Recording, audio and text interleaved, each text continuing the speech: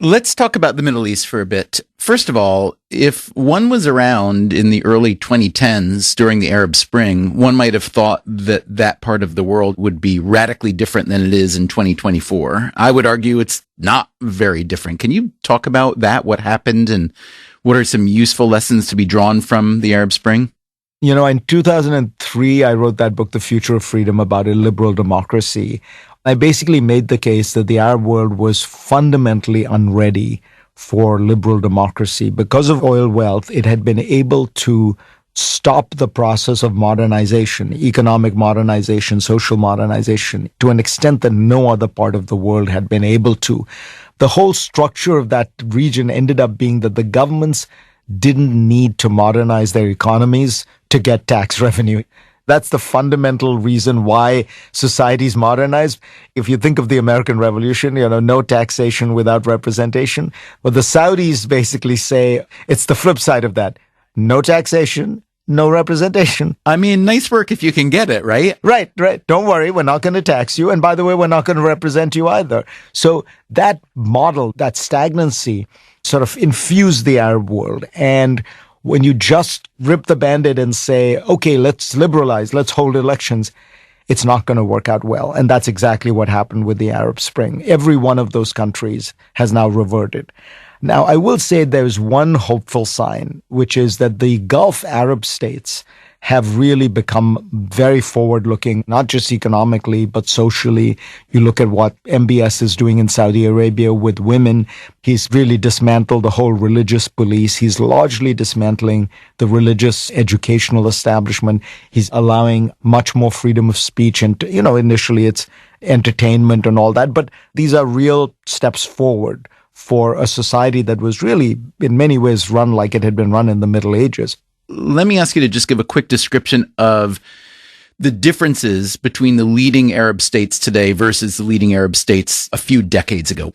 You've explained why the shift has happened. It's about resources and so on. But can you talk about how that may manifest itself in geopolitical relationships there, including Israel, but also with the rest of the world? Yeah, it's really fascinating. So if you think back to the Arab world, what we meant by the Arab world 30 or 40 years ago, what we really meant were the big Arab countries, Iraq, Syria, and above all, Egypt. Egypt is the cultural heart of the Arab world. All great political trends have come out of Egypt in the 50s, 60s, 70s. All the great pop music stars came out of Egypt.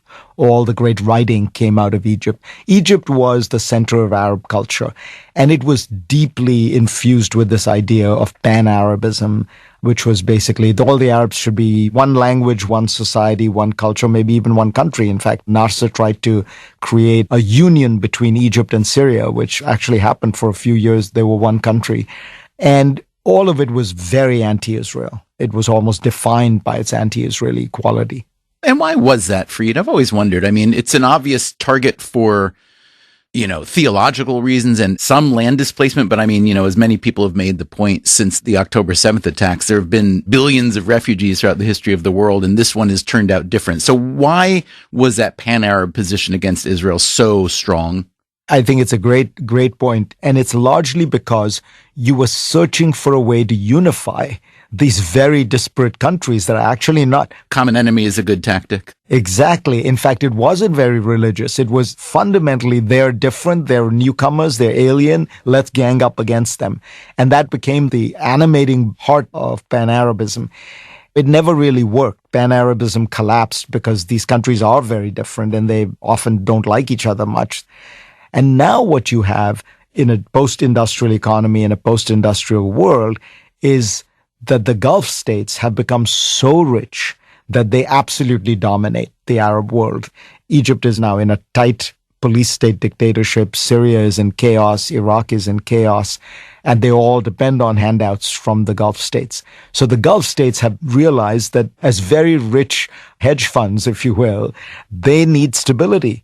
They need predictability, and they look at Israel and think, this is a natural partnership. We have the money, they have the brains, to put it crudely, as one Saudi told me. We should be making alliances. That's been going on behind the scenes for years now, yes?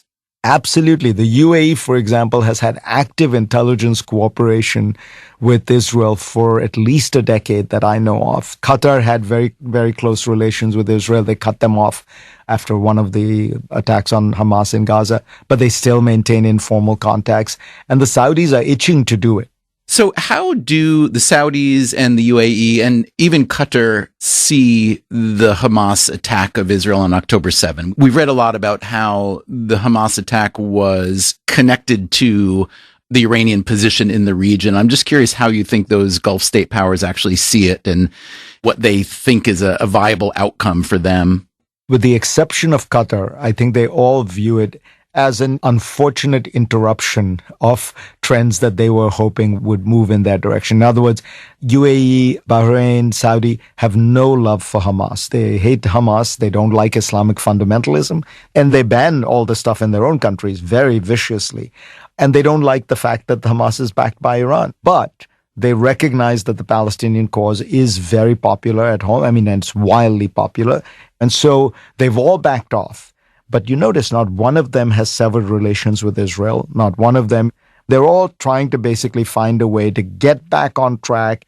How much would we need to do on the Palestinian issue so that we can get back to what we really want to do, which is to establish relations with Israel? I heard a recent interview with John Bolton, the former national security advisor. He was asked what he would advise the Israeli government do next in Gaza. That was the phrase. And he said, the important strategic contest for Israel and for the United States is to see that this is a struggle not just against Hamas, but against Iran. And what Hamas instituted on October 7th was part of the Revolutionary Guard's Ring of Fire strategy around Israel. I'd never heard of Iran's Ring of Fire strategy. I assume you could explain it to me. Sure. They sometimes call it an axis of resistance. And I don't think John is exaggerating when he says it's a ring of fire around Israel. Iran's fundamentally concerned about Iran. And what it has done over the last 20 years is recognizing that it is weak, that it is under sanctions, that it is not going to be able to compete. Saudi Arabia's defense budget is, I think, roughly 10 times Iran's. So Iran, most people don't realize, is actually fundamentally weak. But out of its weakness, because it's a very shrewd strategic player, the Persian Empire is 5,000 years old, they have come up with this asymmetrical strategy, which is they have infiltrated themselves with a series of militias around the world. So it's Hamas in Gaza, Hezbollah in Lebanon, the Houthis in Yemen, the militias of Iraq, Assad in Syria. They actually have the Assad government. They fund them, but the funding is very, again, it's an asymmetrical strategy. This is pennies on the dollar that Saudi Arabia uses to buy defense weaponry from the U.S. But it's very effective because it keeps everyone off edge. It gives them the ability to kind of harass and put you on the defense. And that is their fundamental strategy. Some of this helps them harass Israel, and they want to do that. But it's important to realize it's fundamentally about preserving Iran and its freedom of maneuver. Are you surprised the extent to which so many Western supporters, mostly liberal Western supporters, have gotten behind the Palestinian cause, considering the fact that the Hamas attack is essentially tied to Iran? I think that what most people are doing is not thinking about that geopolitical dimension to it and just thinking about the fact that the Palestinians have been living under occupation for 56 years. And there's a sad story there that you can latch on to. But it does mean that you're forgetting or ignoring that there is also a geopolitical play here. And the way I would put it is the Iranians have used that occupation, used it to infiltrate themselves into the circumstance and turned it into a geopolitical issue. I'm Stephen Dubner. This is Freakonomics Radio.